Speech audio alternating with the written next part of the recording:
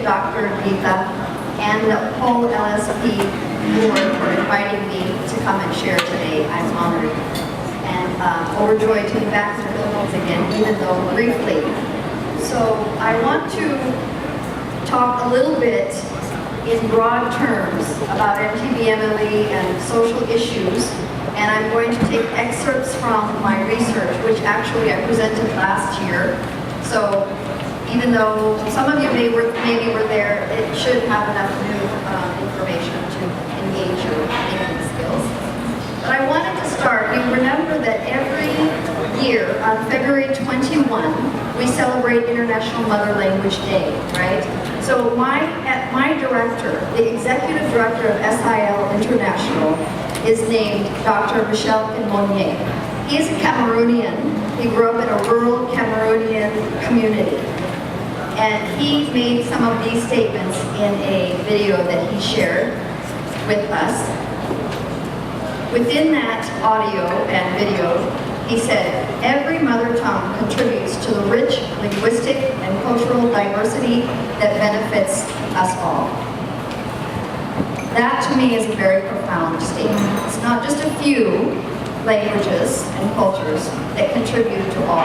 It's every single one, no matter how small or how large. Further, he said, options for education should allow everyone to celebrate their identity and to serve their own communities.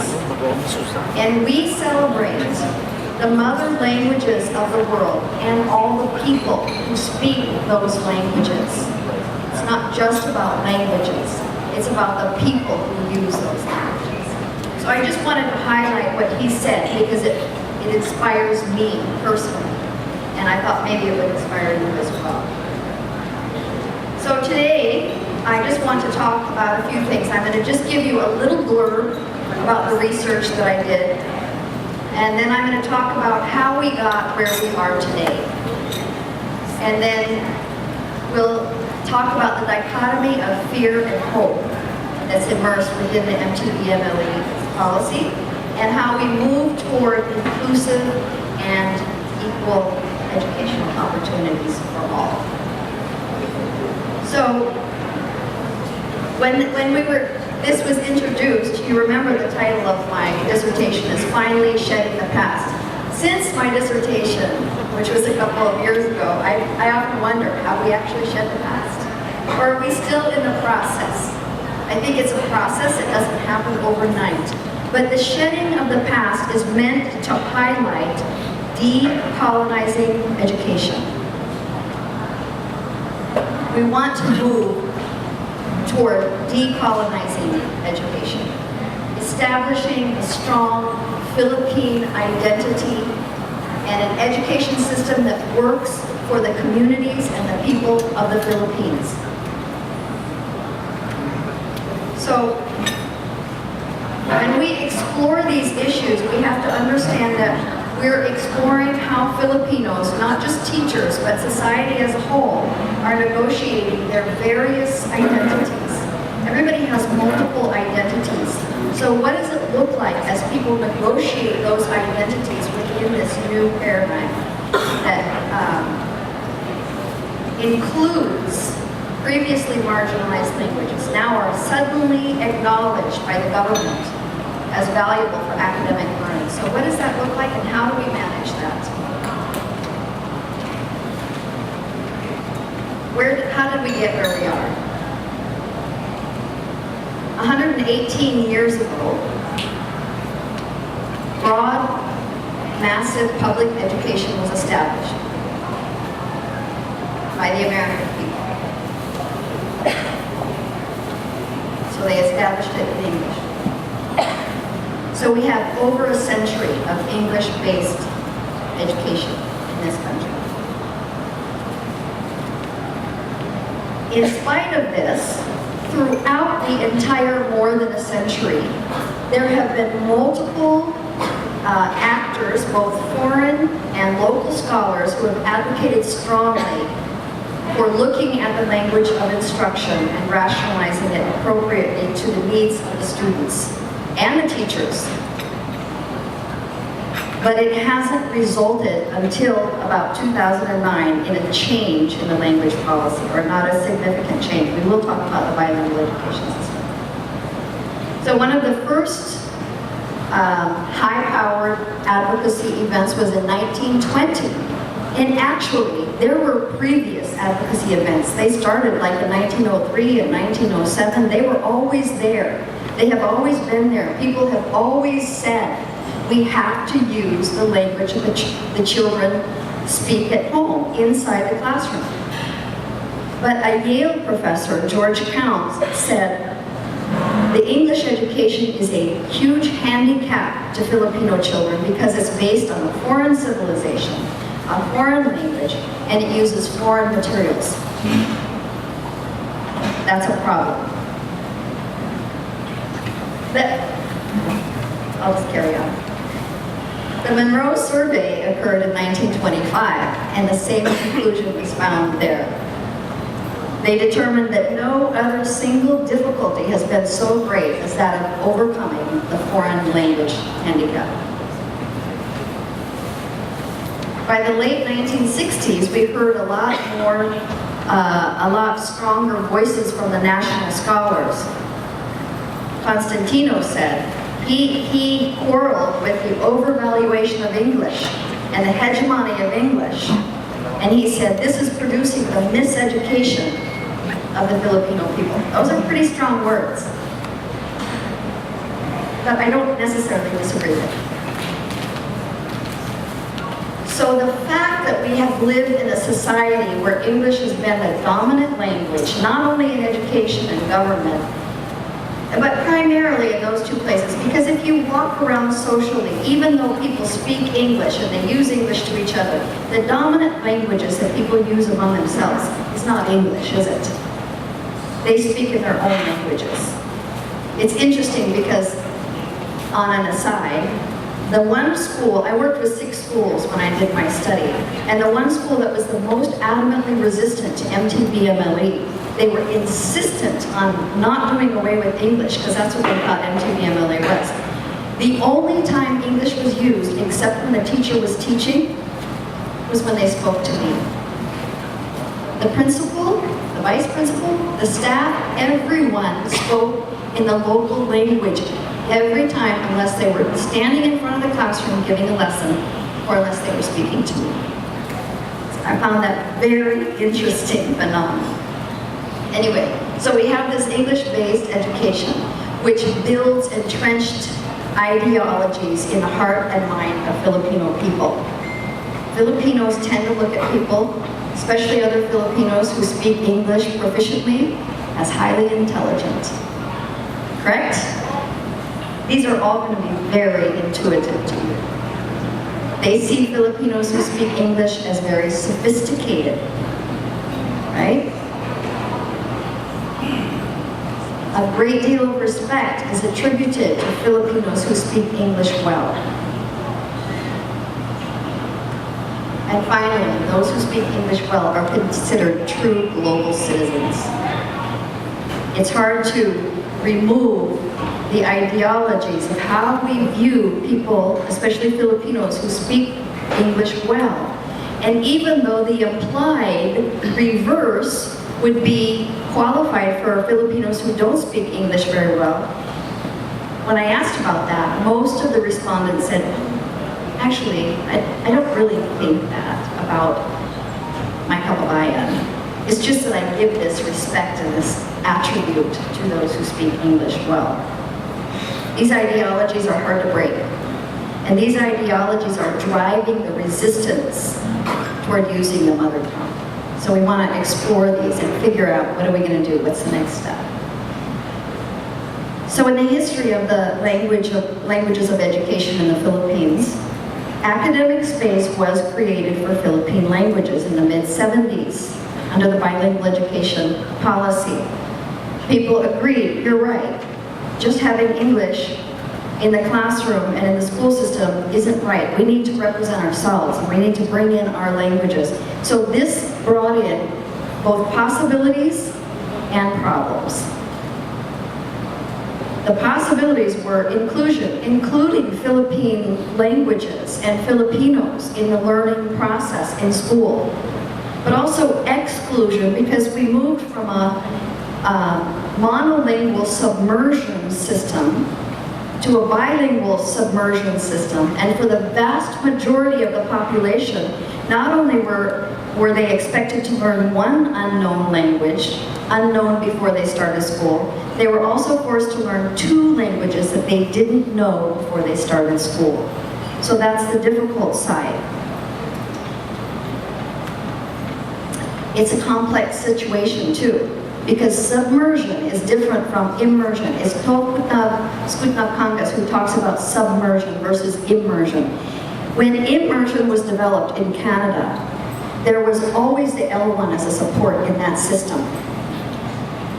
In submersion, there's a refusal to use the L1, the first language. There's a notion and an idea that the L1 interferes with learning the L2, so keep it outside of the classroom. And that's why when teachers code switch to help their students comprehend, and the supervisor or the principal overhears, they come in and they say, what are you doing? You're supposed to use pure English, right? This is a complex situation because it makes learning all the more difficult. The other complex situation is the teacher's multilingualism at the time that the bilingual education was first initiated. A lot of teachers, according to the evaluation done by Gonzalez and Sabayan, a lot of teachers were not yet confident and strong enough in their ability to use Filipino to be able to teach through Filipino. The same was true with English, but because we had a history of using English, it wasn't tagged in the same manner that teachers' fluency in Filipino was tagged and noted as one of the reasons it was difficult to achieve high scores under the bilingual education system. However, the bilingual education policy did spread the Filipino language across the country very well.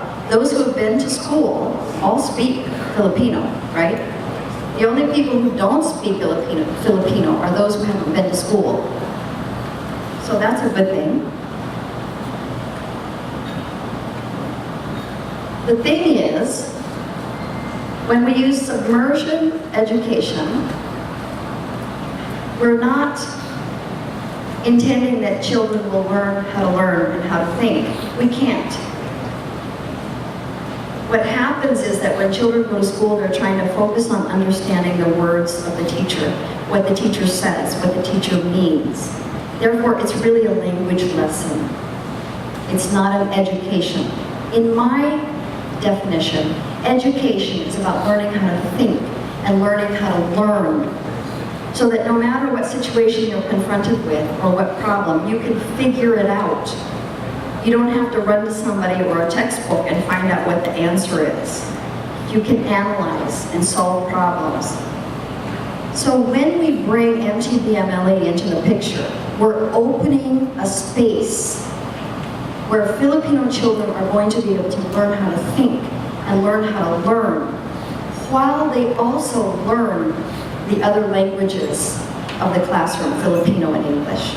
So there's a lot of hope and a lot of possibility in this. We're bringing in learning through comprehension rather than just focusing on language, understanding language. We're also building on what the learners already know.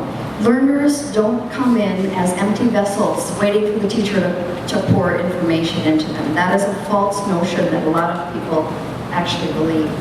They come to school with a lot of knowledge. They know their language, they know their culture, they know the expected norms of how they're to behave. They know a lot of things. And education is meant to build on what they already know and help them learn what the curriculum has determined they need to know to be social citizens, productive social citizens of the country. So we want to build on what they know rather than ignoring it. And when we're in submersion education, we're actually ignoring that and teaching lessons in isolation because we have to focus on trying to make the language meaningful. In MTBMLE, we're learning to celebrate celebrate multiple identities. It's not just the identity of being a proficient English speaker or Filipino speaker. It's multiple identities. Being able to say, "Lampegwa Luwake." And it gives me pride to say that. And I also happen to love relating to Filipinos. That's another identity. And I also happen to be a speaker of English. We all have multiple identities. And I also happen to be a teacher and a teacher educator. What are your identities? And how can you broaden your identities to include your ethnicity and your first language rather than excluding them in order to access privileges that you would like to have and opportunities? We're seeking social justice. Everybody in this room, nobody in this room, rather, represents the average Filipino, right? Everybody in this room is part of the cream of the crop. You're all highly proficient English speakers, Filipino speakers, scholars. You know a lot. You're brilliant. That's why you're here. And congratulations, you make us proud. It's because of you. We know how smart you are and how well you represent this country. Yet, we don't want you to become the only standard. We want the whole education system to target the average Filipino who doesn't have the privileges that you have had to get where you are.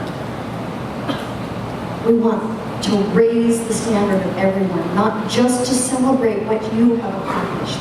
What you have accomplished is phenomenal. It's wonderful, and we applaud you for it. But we want all Filipinos to have access to the same opportunities that you have had. And MTB-MLE contributes to that. Therefore, it's a form of social justice. And so we're creating equity for all, that all Filipinos can have that access. Access to privilege, access to prestige, to power, to recognition, to the respect that you have, to being considered intelligent because they are intelligent. Regardless of the level of their English proficiency, they are intelligent, and we want to celebrate that. So we want to focus on providing quality education and changing the learning system into one that's more productive of actual learning rather than just focusing on learning languages. So I want to bring us back to an old study that we did in Luwagan a long time ago, just to remind ourselves. So many people, when they hear the phrase MTB-MLE, Mother Tongue-Based Multilingual Education, they stop thinking after they hear mother tongue. Why is that? They don't hear that it's a multilingual education system. They just hear the mother tongue, and all of a sudden they're afraid. Whoa, mother tongue, that isn't going to do me any good. In fact, I already speak that. Why is that being incorporated? I've got to have English. So I want us to remember that MTB-MLE is not excluding English or Filipino by any means. One of its aims is to strengthen English language learning and Filipino language learning. So let's just look at some of the results. In the study that we did, we had experimental classes where MTB-MLE was being implemented, used by the teachers. And we had control classes. They followed the bilingual education program. They were strictly separated, and we compared them. These are the composite scores for grades 1, 2, and 3. And you can see here, just through the bar graph, that the kids in the mother tongue-based multilingual education scored higher. Their achievement was higher than the kids in the regular bilingual education score. Now I want to highlight the language scores. You can get this report with all the numbers and everything, all the information and the discussion. Just send me an email, I'll share it with you. But here, we're just pulling out the Filipino and English scores. The light blue are the students who learned Filipino and English through the bilingual education program. So they were exposed to a lot more Filipino and English. All day long, they heard Filipino and English. The kids in the MTBMLE class only heard Filipino in Filipino class, only heard English in English class. All the rest of their learning was based on their mother tongue. Math was in the mother tongue, science was in the mother tongue, social studies was in the mother tongue, all the other subjects. But look at their achievement. They learned more Filipino and they learned more English when their mother tongue was used to teach them how to think and how to learn, and when they could follow the teacher, when they could understand the teacher. But when they were submerged in Filipino and English, their scores were lower. This is profound. But I have to also tell you, and I have to warn you, that these results were not taken after the first year of implementation. Okay? The teachers had already been implementing the program for 6 years, and we had spent 6 years prior to implementation just doing the advocacy and preparing materials and having teachers workshops and getting ready. And then they started implementing, and then they started learning how to do it. So just because we have this policy doesn't mean that we're going to instantaneously change the achievement of students, because teachers have to learn how to do it. They need time to learn. So that's my one caveat. But this is the hopeful notion. If people realize that the mother tongue, building on the mother tongue, helps kids learn Filipino and English, perhaps it will be less frightening to them. The monolingual program principle, is the dominant principle in submersion teaching, where we assume that to teach English or to learn English, we have to use English. That's why we have these English-only campuses, or we used to have English-only campuses. I don't blame them for that.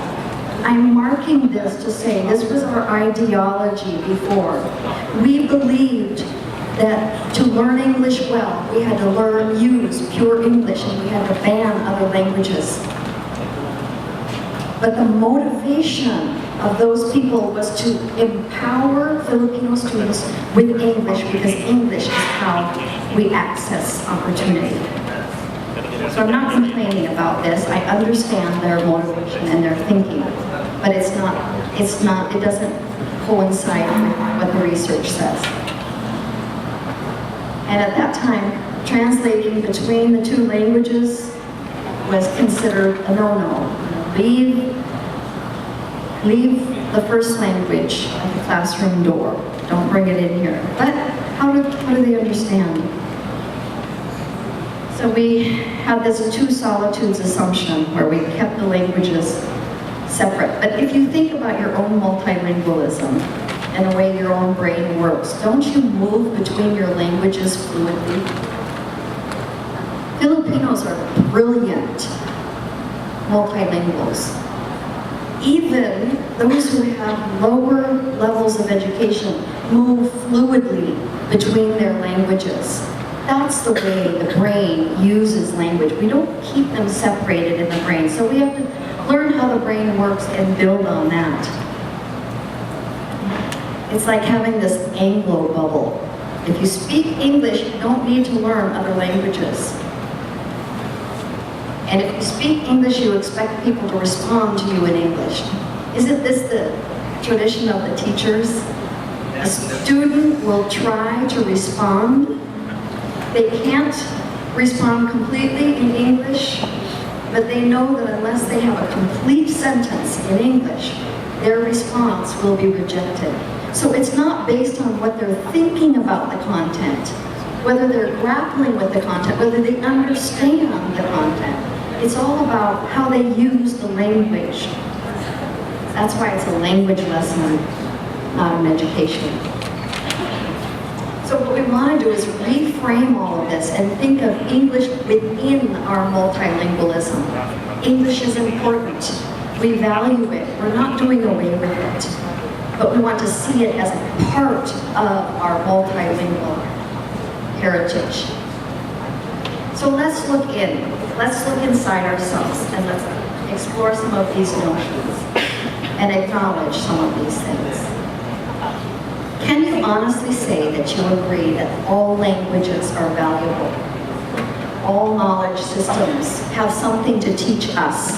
It's not a one-way street where the brilliant and powerful multilinguals are teaching the less brilliant, no less powerful monolinguals or even multilinguals. It's a two-way street. We have much to learn from each other. No matter the size of the language, no matter whether the language is developed in written form or not, we have much to learn from each other. Because we're talking about people, not just languages. So I challenge you to think about this for yourself and to challenge your own ideologies and adjust them. Can we truly embrace equity for all?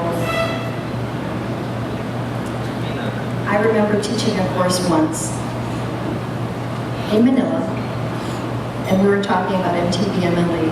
One of the students said, wait a minute, you mean if we have MTBMLE across the whole country, that means all of those guys are going to be vying for my job, and there's not enough jobs. Diba? It's a fearful thought. I have a hard time finding a good job myself.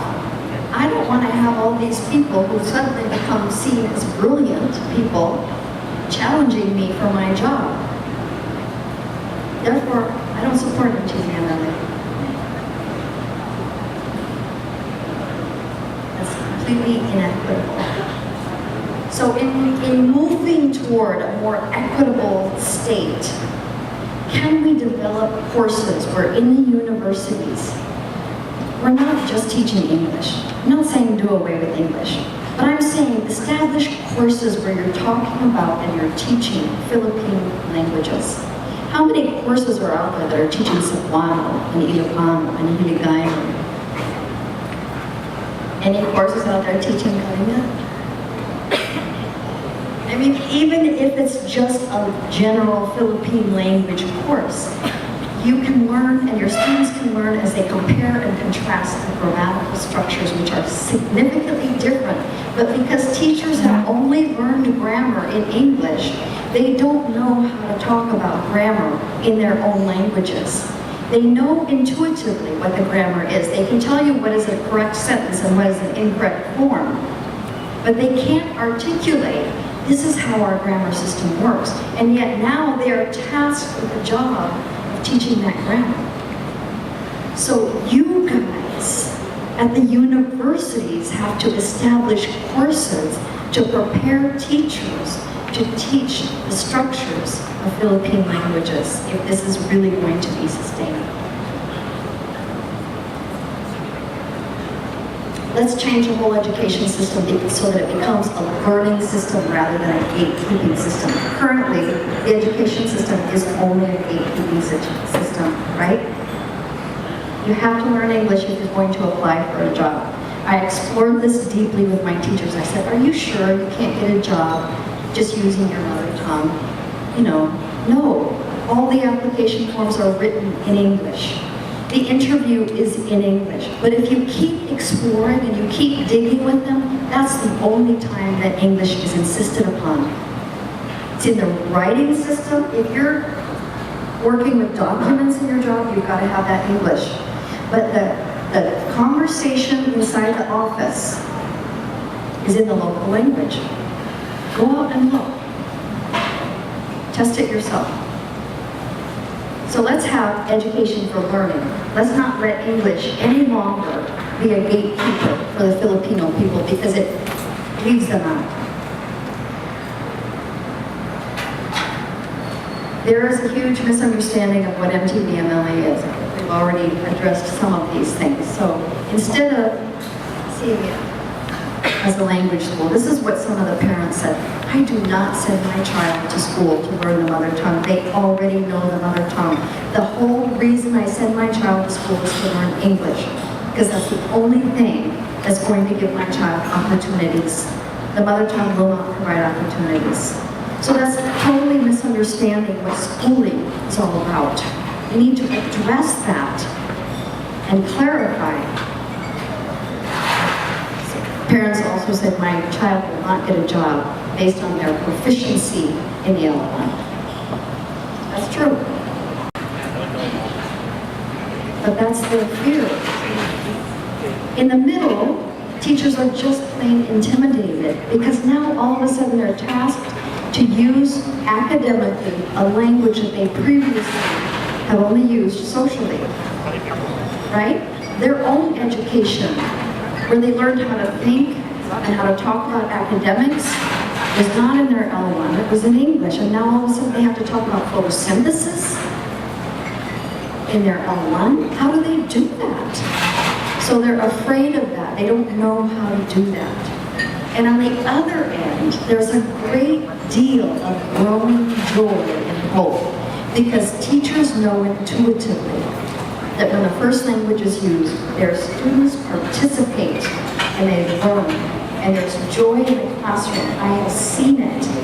Have you been to a classroom? I was in a rural community in Mindanao, and the teacher was using the mother tongue. And the students were so eager to respond that they were literally standing on their benches saying, oh, oh, oh, oh. They were participating in the learning. They couldn't wait to share their thoughts. But in a traditional class, students in far-flung places are sitting there praying, Lord, please don't let her pick me. Please don't let her pick me. Because number one, they don't understand the question that the teacher asked, and number two, they know that it's impossible for them to formulate an English response. So changing from fear to this joy, this participation, changes the whole dynamic inside the classroom. Teachers know this either intuitively or because they have learned it.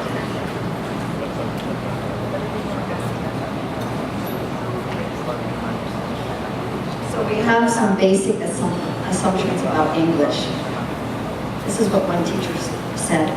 The first time she heard about NTDMLA, she said, the first thing I thought of was that we're going to teach more mother tongue, and it's going to hinder our students to speak in English. And after all, we're already in the 21st century, and the feedback is that they could not really speak fluently in English and in Filipino.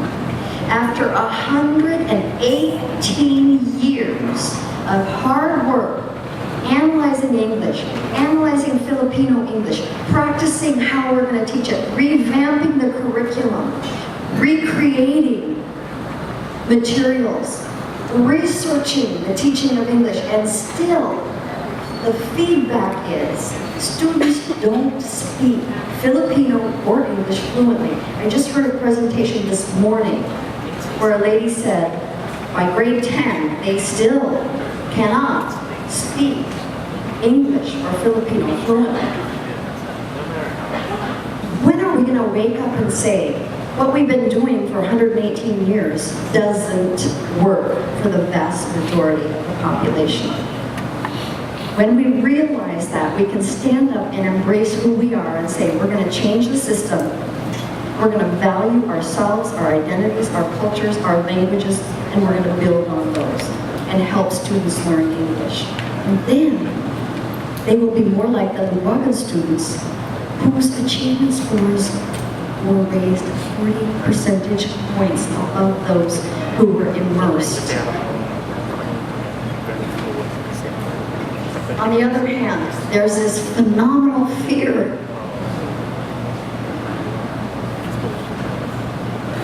A teacher educator said, there's this notion among Filipinos that those Filipinos who speak English are smart, they're attributed higher respect, and therefore they're looked up to. So everybody wants to speak English because that is how they gain respect. Does that really mean that we don't respect people who don't speak English?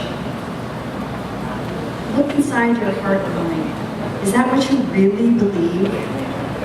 If it is, please change that. Children, according to this teacher, children hardly understand English anymore because of MTBMLE.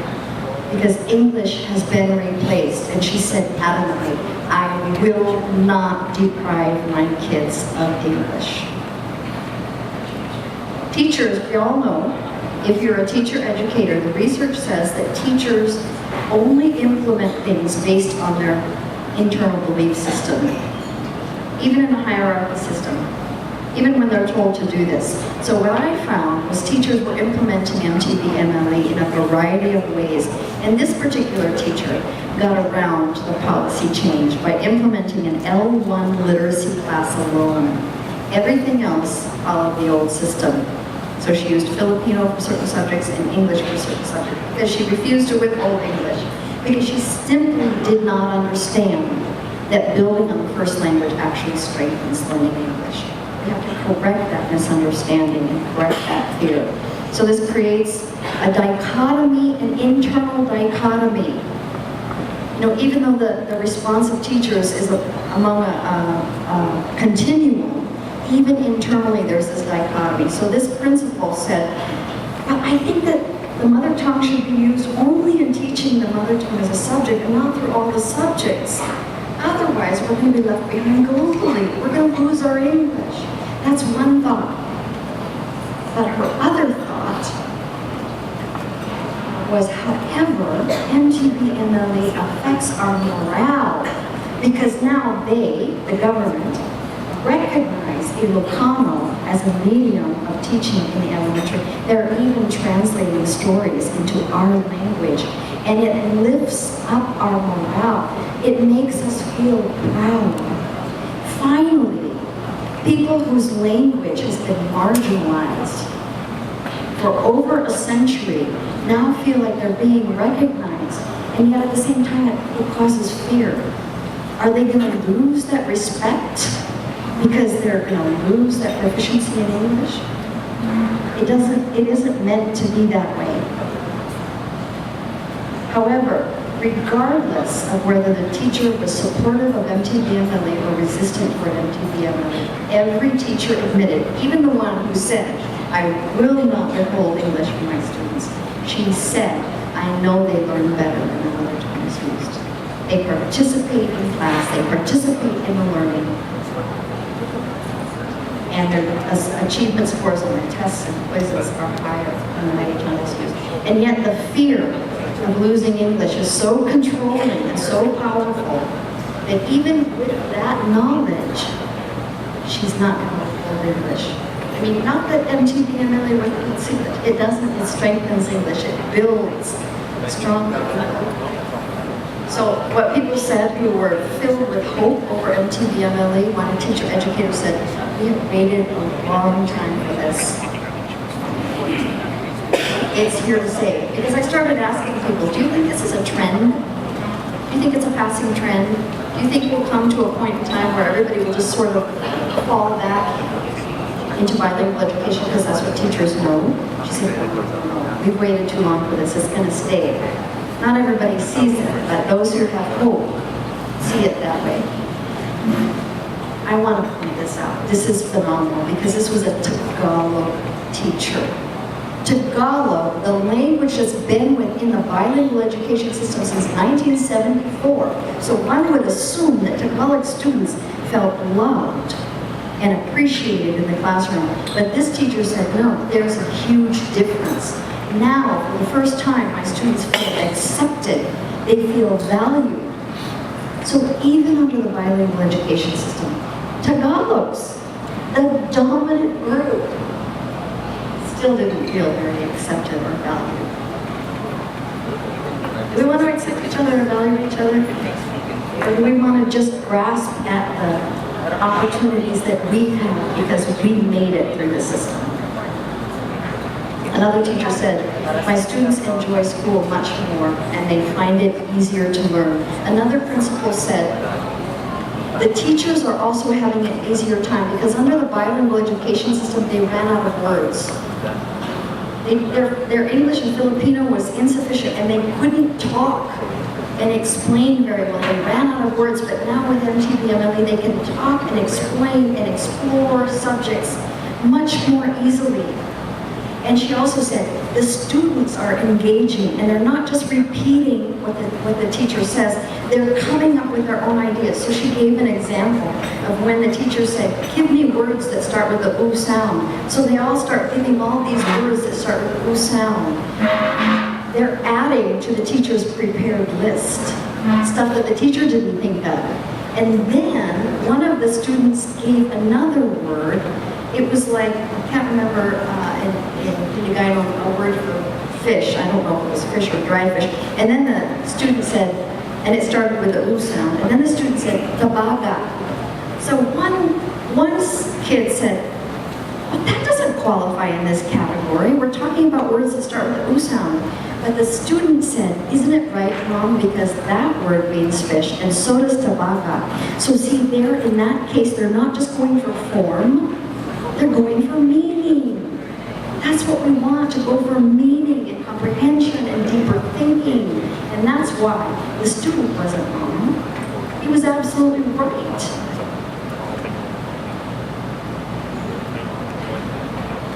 Another teacher said that she doesn't have to read the instructions to her students anymore. They can do that by themselves. Previously, the teacher read everything, right? The teacher has to read everything. The textbooks, the instructions to test, everything, the optional answers.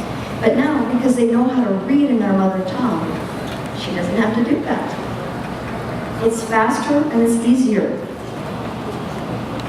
They can cover more curriculum.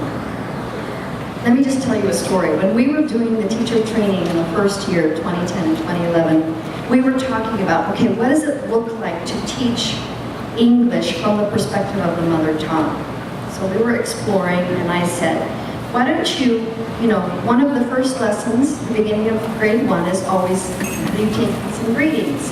So why don't you start by reviewing the leave takings and greetings that are common in the language and culture of your students, and then you introduce English or Filipino leave takings and greetings. So they prepared their lesson and they gave a demo lesson. And you know what? I noticed, and I couldn't figure this out until later, but they took so long talking about leave takings and greetings in the mother tongue. And at first I couldn't figure out, why are they doing that? All I meant was to listen. Well, what do you say when you meet somebody in the morning, when you walk down the street? Or how do you greet your teacher? How do you greet your mom and dad or your cousin? And how do you say goodbye? I'm going home now. Just get the kids to say, oh, listen, in Yapon. Like in Nuwagan, they don't say, they say hi in English, but in their language, they say Mayam, which is literally, where are you going?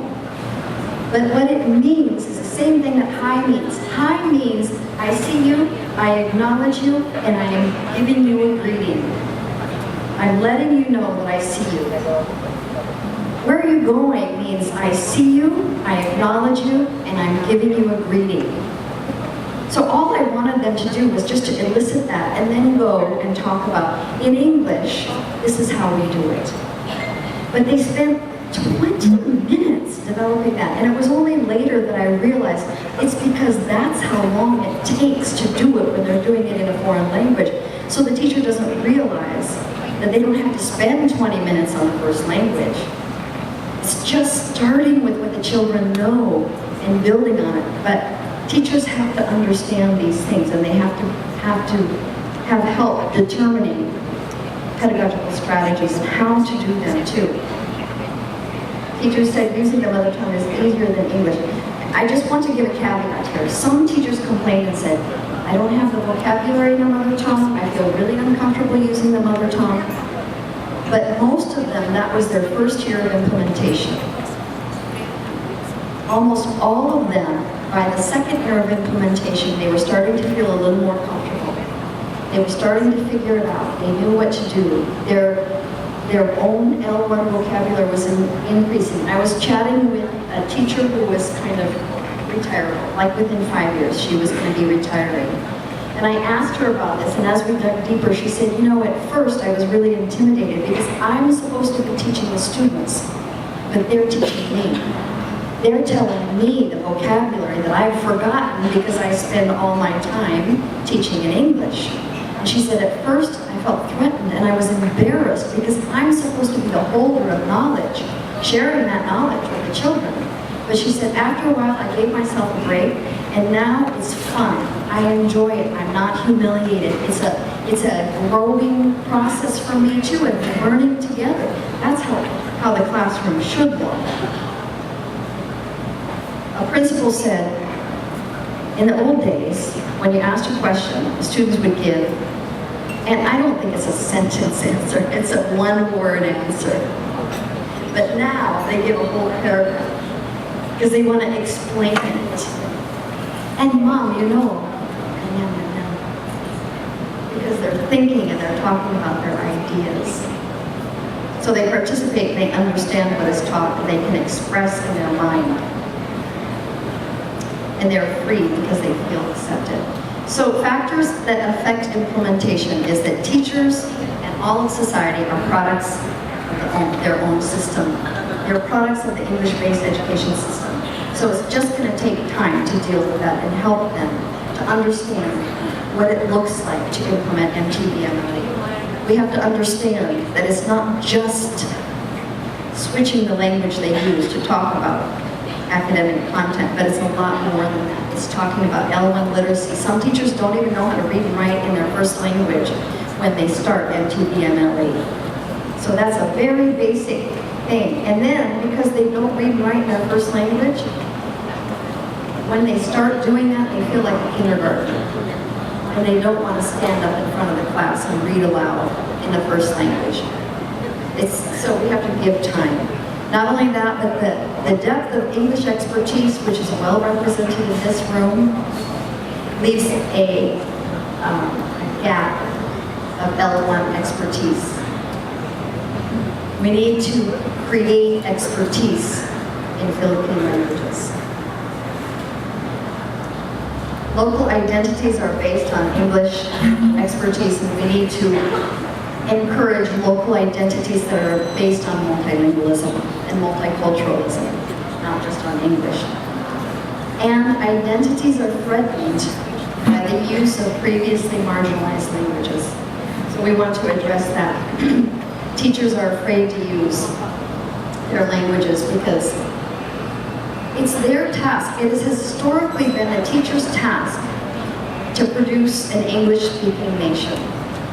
And now all of a sudden we're telling them, produce strong mother tongue. So we need to help them grapple with that. This takes time to unlearn, to relearn, to develop appreciation of identities, languages, and cultures, to produce materials. Many teachers are complaining that they don't have any materials. Some teachers are complaining that they don't have enough materials in the other. We need to learn how to incorporate culture into the curriculum because that hasn't been done previously. Teachers are used to teaching lessons in isolation. It's just about photosynthesis. It doesn't relate to our environment or what we know. But we have to change that and help them relate it to what people know, and that takes time. And then developing pedagogical expertise. So we have a lot yet to be done in terms of orthographies and materials, adapting the curriculum, training the teachers, and then universities and colleges need to change their teacher preparation curriculum so that when students graduate from college, they are ready to step into an MTBMLE classroom. This will not be sustainable unless that happens. If universities and colleges keep hedging and avoiding that because they think this is a trend, then it will be a trend. So if you want to see this go forward, you're the ones who have to prepare your teacher education curriculums to meet the needs and the demands. So, by invitation only. SIL works in minority language communities by invitation only. We only go where we are invited. We don't assert ourselves on communities. So I wanted to give a minute, Rinj, for my colleagues to come, to stand up And Ringe is going to introduce you to the things that they offer so that you know who they are and what you can access through SIL if you choose to invite them. This is my colleague, Ringe Gonzalez. Magandang umaga po sa inyong lahat. I would just like to let you know that we have a project with universities where you can be involved. It is called the Language Research Project, which is in partnership with DepEd and CHED. So it is now on its second run. And actually in this project, we are offering several activities where you will be trained. So one is, of course, the guide for planning the future of our language. It's a tool which will empower communities to make decisions for their language development. And then the basic oral language documentation. This is especially helpful for pre-literate communities where people still don't have an orthography and they cannot still make written annotations of the language. So this is purely oral. We use the software and it's really fast and the community would really be involved in this. And then, of course, the participatory methods for engaging communities. This workshop equips leaders, linguists, community development workers, and others to facilitate discussions with groups of people so that they describe, analyze, decide, and make plans for the development of their language. This is the underlying, participatory approach is the underlying principle of all the methodologies that SIL is now doing, especially like what I had mentioned, the bold and the participatory orthography development. This is also the underlying principle for this one. So in this orthography development, of course this is also by invitation. And when working with IPED, for example, we invite communities to participate in this and we work with them in identifying phonemes and like that. So it's not as difficult as, or it would not take so much time waiting for a linguist to come along. But this is something that is done in a process where you will be able to address linguistic issues while at the same time getting the input of the community. And then the Bloom software, this is a multi-awarded software developed by SIL which could help communities, language communities and schools to develop a library. Is that correct, Bruce? So this is a very user-friendly tool. All of SIL softwares are free download. So you can actually learn this by yourself. But we are offering also workshop on this. And then, of course, the rapid word collection. If before it would take like 30 years before you come up with a dictionary, in a rapid word collection workshop, in a 10-day workshop, you would be able to collect at least 10,000 words. And this activity is very engaging, and the community would really feel that they are the ones who developed the orthography. So again, if you are interested to join the project, just email language research project_PH, especially now because we are about to start the next round and we're offering the guide for planning the future of our language workshop. Thank you. So SIL wants to work with communities, not do the work for communities. We want to work with universities and colleges. We don't want to do the work for universities and colleges. It's got to be your output, your product, but we will help you to understand the processes that are most helpful and most productive in doing these things. So I encourage you to look at these. I realize time is running out and I'm almost finished. So I just want to mention that if we can develop transformative pedagogies that are based on developing L1 proficiency L1 literacies and building second languages on the L1, this is going to contribute to developing positive identities where all of the languages of the Philippines are valued by all Filipinos, all home cultures are valued, and local knowledge is valued. I remember a time when somebody that I knew from Kalinga went to college in Nueva Vizcaya, and the first day of class, they all went around to say where they were from, and she told me that she didn't say, I'm from Liguanan, because she knew that there would be automatic discrimination. So what did she say? She knows she looks Cordilleran. She sounds Cordilleran. So she said, I'm from Baguio. Baguio is a sophisticated city, right? This is about denying our own identities in order to access opportunities. Do away with that. Do away with that. Find pride and give people respect for their identities. Don't withhold it. So that's the goal. We want to develop positive identities, multilingual, multicultural identities for all Filipinos. And that will contribute to a transformed multilingual and multicultural society where we all participate globally as well. Not just the cream of the crop, but the whole country. So consider this. We want to have classrooms that look like this, where there's eager participation, not silence in the classroom. That's what I dream of across the Philippines. So just briefly, I just want to talk about the history of the programs and how we identify those. So a week early exit MLE program uses the mother tongue from kindergarten to grade 3.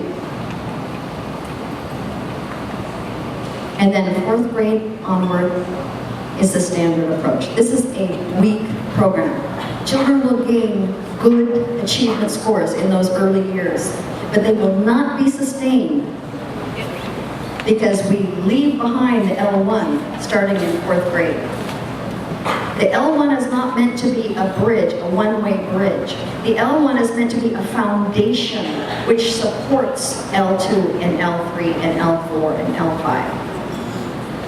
It's not a bridge. We need to change our terminology. So this is a week program that is not going to sustain the achievement that is gained in K to 3.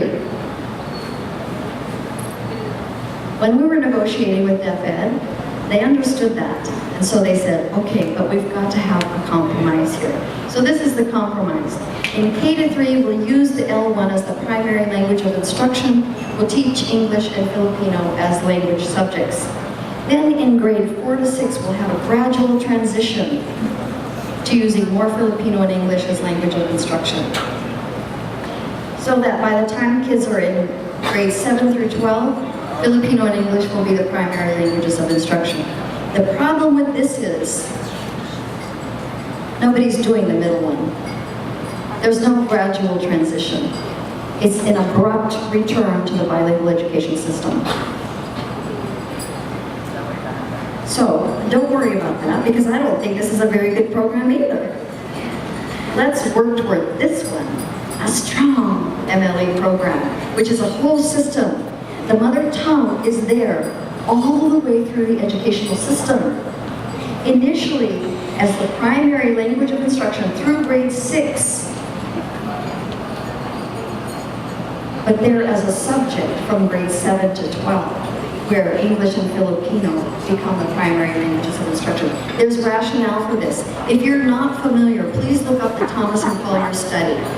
In that study, which was a phenomenal study, looking at like 72,000 different school records of English language learners in the US, they determined that kids who had mother tongue-based education, at least through grade 6, were the ones who surpassed mother tongue English speakers. They were the ones who became doctors and lawyers and politicians. They were the ones who were brilliant because of that strong foundation through grade 6 of their mother tongue alongside English.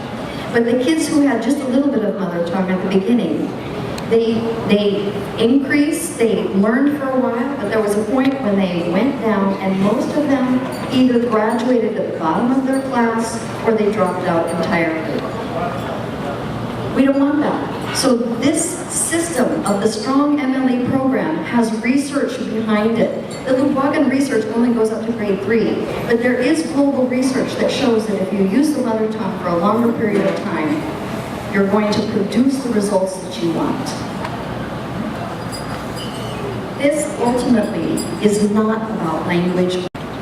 Thank you for allowing me to share my thoughts.